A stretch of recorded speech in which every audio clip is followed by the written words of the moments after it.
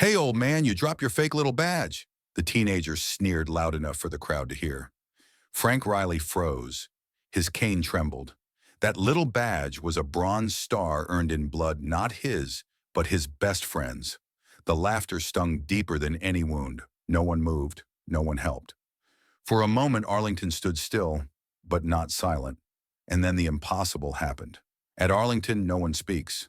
No one moves. But when an old man dropped a bronze star and a teenager laughed, Sergeant Eli Morgan did something no tomb guard had done in decades. He stepped off the mat, he broke formation, and what he did next silenced the crowd and stunned the nation. Before Sergeant Eli Morgan ever wore the polished uniform of a tomb guard, he was just another boots-on-the-ground infantryman, sweating under the unforgiving sun of Fallujah. His Unit Bravo Company's 2nd Battalion was assigned to one of the most volatile sectors during the height of the Iraq War. Days blurred into nights. Convoys clearing houses and firefights weren't scenes from a movie, they were routine. And amid that chaos, one man stood out like a lighthouse in a storm: First Sergeant Harold Kemp. Kemp wasn't the shouting type. He didn't bark orders to prove he had rank. He simply showed up first and last out every single time. Soldiers said you could feel his presence even when your back was turned. He had this uncanny ability to keep his squad focused, alive, and somehow human. Eli, barely 22 at the time, looked up to him like a father figure. And in a way, he was. Eli had no real family back home, a fractured childhood, no letters from anyone. But Kemp remembered birthdays, shared his rations, and when things went sideways during a routine checkpoint inspection, Kemp did what Eli never forgot. It was a narrow alley just off Route Henry, the kind locals never used unless something was wrong. The squad paused. Eli was near the front, peering around a wall when the world erupted. A roadside bomb buried under rubble triggered just as they passed. Eli barely registered the flash until he felt Kemp's hands on his back, shoving him flat to the ground. The blast shredded the air behind them. When Eli rolled over, dazed and half-deaf, Kemp wasn't moving. Blood was already soaking into the sand. Eli screamed for a medic, but it was too late. Kemp's last act was pushing him to safety. His final words were garbled, but Eli swears he heard him say, "Finish what we started." For years after returning home, Eli couldn't sleep. Nightmares took the place of silence. Guilt mixed with grief, forming a weight that seemed impossible to shed. He tried civilian life, briefly, but the sound of fireworks on the 4th of July made him collapse in a grocery store parking lot. One afternoon, he wandered into Arlington, not as a tourist, but as a man searching for clarity. And as he stood before the tomb of the unknown soldier, watching the flawless steps, the sacred silence, something shifted. These guards weren't just performing ceremony. They were keeping vigil for men like Kemp, for those who never made it home, for friends who had no gravestone bearing their names. That day, Eli made a decision. He applied for the Tomb Guard unit, the elite sentinels of the 3rd U.S. Infantry Regiment. The training was grueling, the discipline merciless. But every step felt like redemption. Every uniform pressed, every rifle polished was for Kemp, for the fallen, for the ones whose stories were buried. Eli Morgan didn't stand guard because he loved protocol. He stood because someone once stood for him. Frank Riley was 74, but most days it felt like he still carried the weight of 19. The years had wrinkled his hands and slowed his knees, but they hadn't dulled the sharp clarity of 1968, the year Vietnam changed him forever. He'd been just a farm boy from Missouri when the draft notice arrived. 2 weeks later, he was in the dense jungles of Quang Tri Province, barely able to keep his socks dry, let alone his spirit. War wasn't like the movies. There was no music, no dramatic speeches, just mud, sweat, fire, and fear. But in the middle of that chaos was Private Dale Hahn. Dale was the kind of soldier who made you believe things might turn out okay.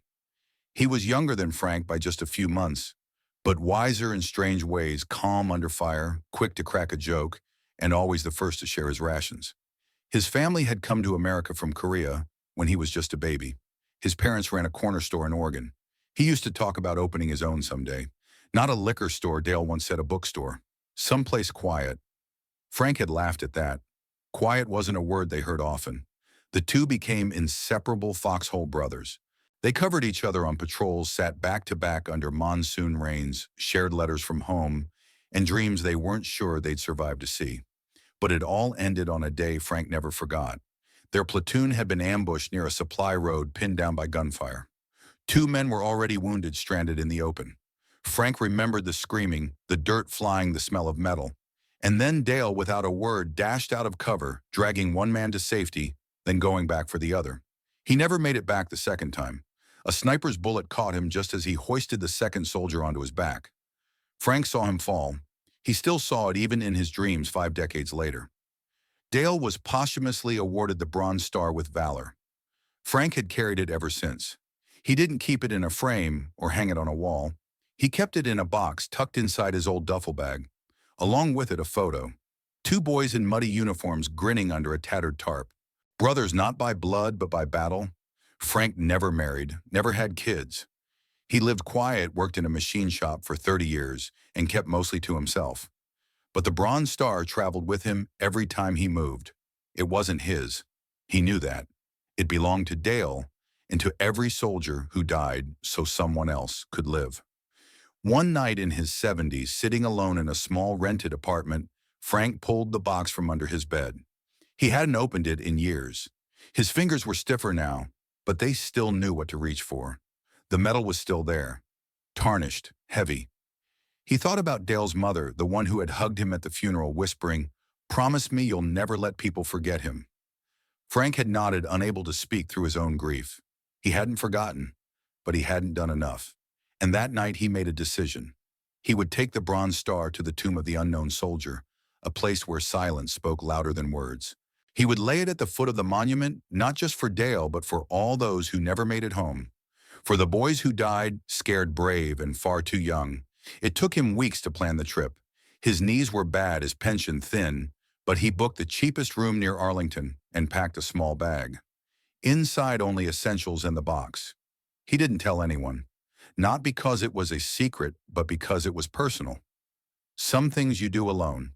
Some promises you keep because they're all you have left to give. On a crisp November morning, cane in one hand and metal in the other, Frank Riley walked toward the tomb, unsure of how he'd even manage the steps. But something pulled him forward. Not obligation, not duty, love, memory, brotherhood, and a promise 55 years in the making.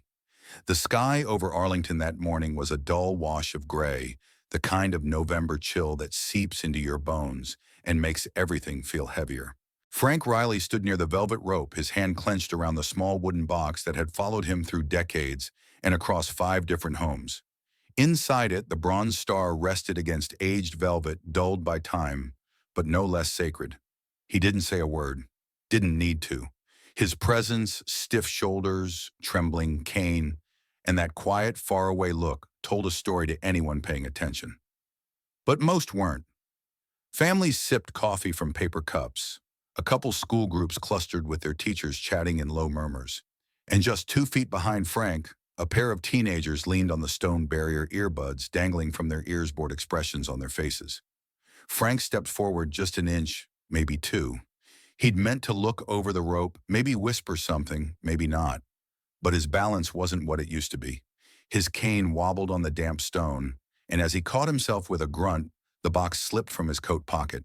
The sound it made was sharp, not loud, but distinct. A metallic clink as the Bronze Star skittered across the stone plaza, coming to rest just beyond the boundary rope. Frank froze. He didn't see the metal land. He only heard it and felt it deep in his chest. It was as if he'd dropped Dale's memory, his promise, his very purpose. He reached for it instinctively, his knees bending, joints crackling under his weight. But before he could go any further, the voice cut through the air like a blade. Probably fake. One of the teenagers snickered, the other added with a smirk, "Bet he got it off eBay." Frank didn't respond. His hand hovered inches from the ground, hovering in the cold air, as if paralyzed. A woman nearby snapped, "Hey, show some respect," but her voice was drowned out by the thick silence that followed. A silence deeper than quiet, the kind that presses down on you like weight. At the far edge of the ceremonial platform, Sergeant Eli Morgan heard every word.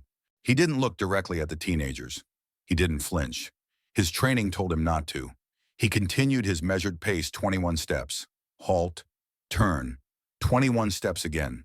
His boots struck the stone like the ticking of a metronome, deliberate, unwavering. Every movement polished into ritual. But inside, something shifted. He saw the man, the denim jacket, the box on the ground, the pain written all over the veteran's face. Eli knew that look. He'd seen it in the mirror after Fallujah. That haunted, hollow ache of someone carrying too many ghosts. His gloved hand twitched at his side. This wasn't supposed to happen.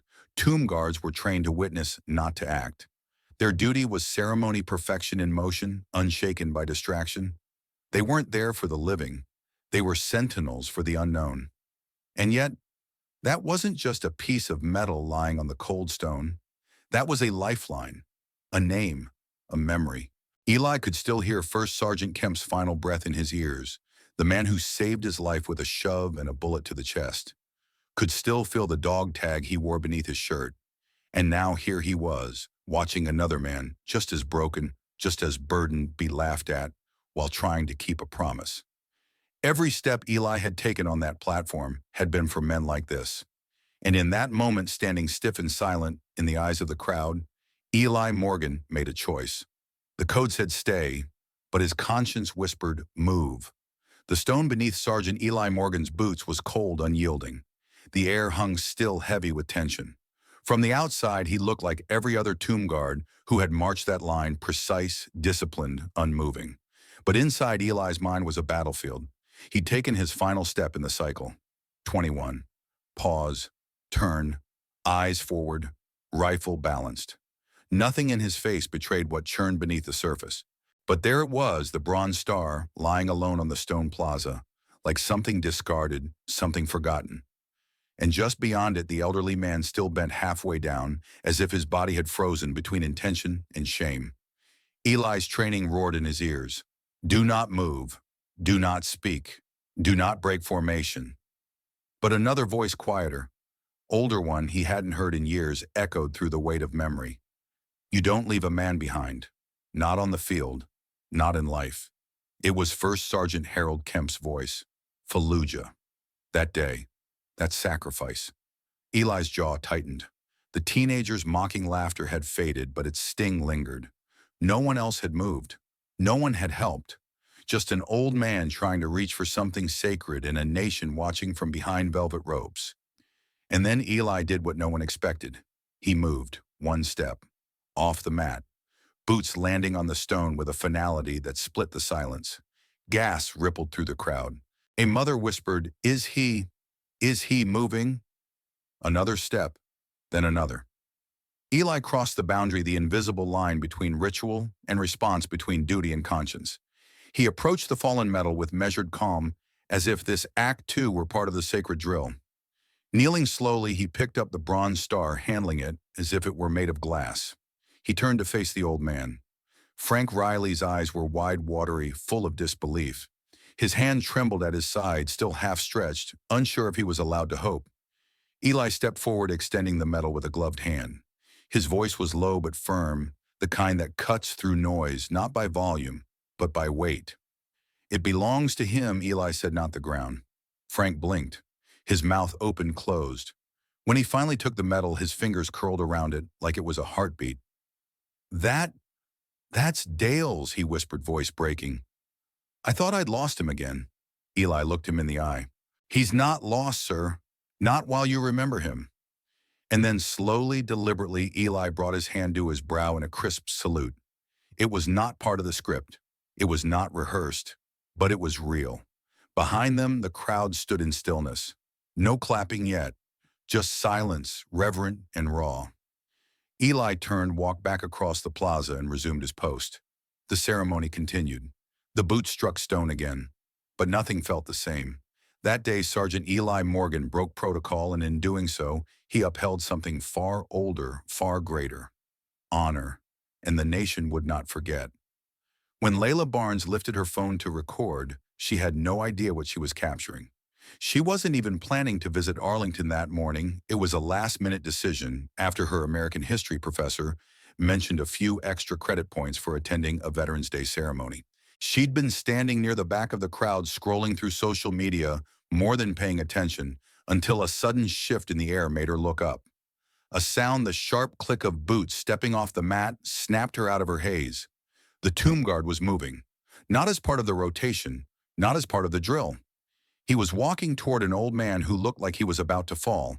And when the guard knelt to pick something up, Layla instinctively hit record. The video lasted only 43 seconds, but within hours it would shake the country. That afternoon, Layla posted the clip on Instagram and X, tagging it with the caption, "He broke formation to pick up a bronze star." This is what honor looks like. Arlington Tomb Guard honor. By nightfall, it had over 300,000 views. By morning, it had crossed 2 million. Dozens of media outlets picked it up. Unprecedented act of compassion, one headline read. Tomb Guard breaks protocol, wins nation's heart, another blared. But not everyone was celebrating. At Fort Myer, just across the Potomac, Sergeant Eli Morgan sat stiffly in a small gray room, flanked by his commanding officer and 2 senior NCOs. His uniform was perfect as always, creases, sharp shoes like glass. But his eyes were tired, locked straight ahead. Captain Raymond Sykes, head of ceremonial operations for the 3rd Infantry Regiment, looked like a man wrestling with 2 wars, one between regulation and reality. Sergeant Morgan, he began, voice clipped. You are aware that stepping off the mat during duty is a direct violation of Sentinel protocol? Yes, sir, Eli replied, clear and unwavering. You also spoke while in uniform, engaged a civilian, and broke ceremonial bearing. Yes, sir. Explain your actions. Eli took a breath. The medal belonged to a soldier who died in combat. The man receiving it was his brother in arms. No one else moved. I couldn't let a bronze star, and the memory it held, be kicked around like trash. Captain Sykes was quiet for a long time. Your job is to represent perfection, Sergeant. The tomb demands absolute discipline. No deviation. With respect, Sir Eli said, the tomb represents sacrifice. That man and his friend, they're part of what we guard. I didn't break the code to dishonor it. I stepped out because the moment called for something more than stillness. One of the other officers, a grizzled sergeant major with Silver Star ribbons from Desert Storm, nodded slightly, almost imperceptibly. Captain Sykes folded his hands. You're on administrative review. Effective immediately, pending final decision. Eli stood saluted and left the room. He didn't expect applause. He didn't need it.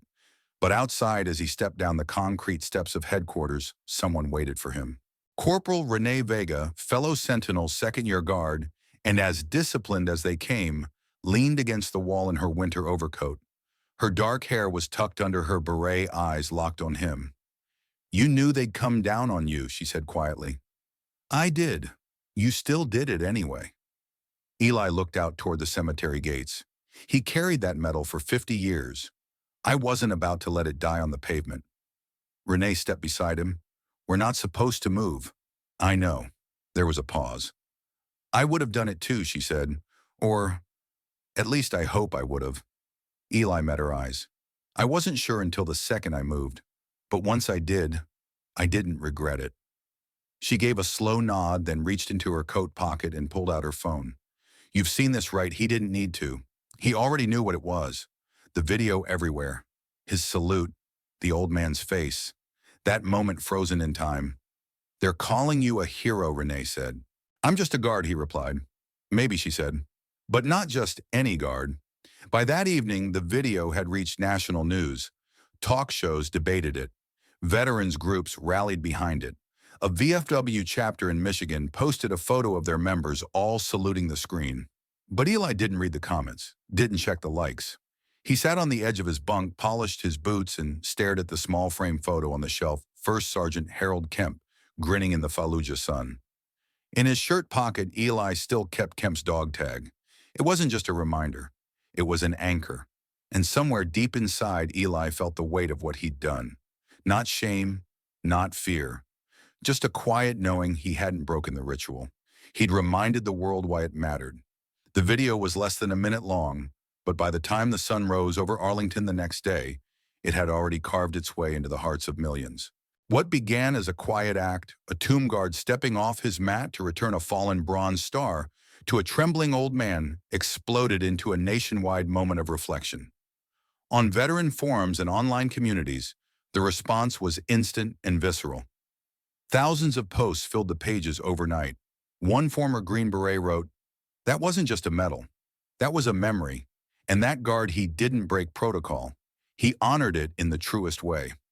Another Vietnam vet posted a photo of his own Bronze Star saying, "Haven't taken this out in 30 years. Watching that moment, I remembered why I earned it. The forum threads became a flood of tributes. Men and women who hadn't spoken of their service in decades shared their stories.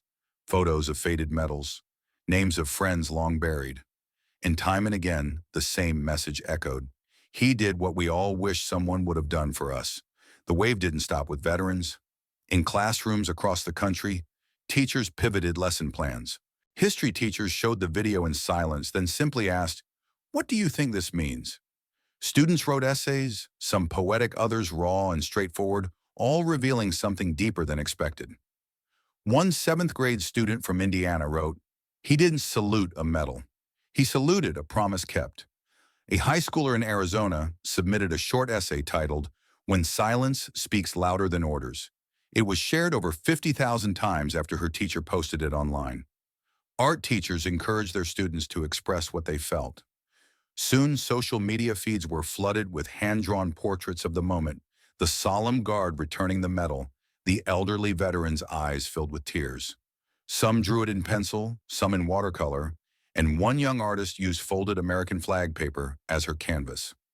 At a small community college in Ohio, a mural began taking shape on the side of a brick wall, Eli Morgan mid-salute, the Bronze Star shining in the center. Beneath it in bold letters, "Honor doesn't stand still." Within 72 hours, a retired Navy chaplain launched an online petition. The title was simple: "Common Sergeant Eli Morgan for Restoring the Spirit of Service." It spread like wildfire.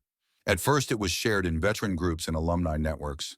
But then celebrities began quietly reposting it: a country music singer, a retired NFL quarterback, even a well-known journalist whose brother had died in Afghanistan. They didn't add flashy captions, just the petition and a quote from Eli. "It belongs to him, not the ground." Within 5 days, the petition had crossed 400,000 signatures, and they weren't bots or casual clicks. Many included comments. "My father served in Korea. He would have cried watching this. I never knew my grandfather, but I know he would have stood and clapped. This is the America I want my children to see." News anchors began quoting lines from the moment as if they were from a great speech. Talk shows ran segments titled "Tradition versus Compassion" and "When Rules Bend for the Right Reasons." But for those who wore the uniform, the message wasn't complicated. At a VFW post in rural Georgia, a group of elderly veterans gathered one night and stood for a group photo. Each one wore his medals again, some for the first time in years. The photo caption read, "Because one guard remembered." Eli Morgan didn't ask for recognition. But across the nation, people didn't just recognize him, they recognized something in themselves. A longing, a memory, a truth too often forgotten. Sometimes real honor means moving, even when the rules say stand still. 10 days after the moment that shook the nation, Arlington was quieter than usual, not in silence but in reverence. A special ceremony had been scheduled unannounced to the general public, but word still found its way to the right people. Veterans, families, teachers, students who had written essays and drawn pictures. They came in quiet waves dressed in jackets and hats heavy with patches and history.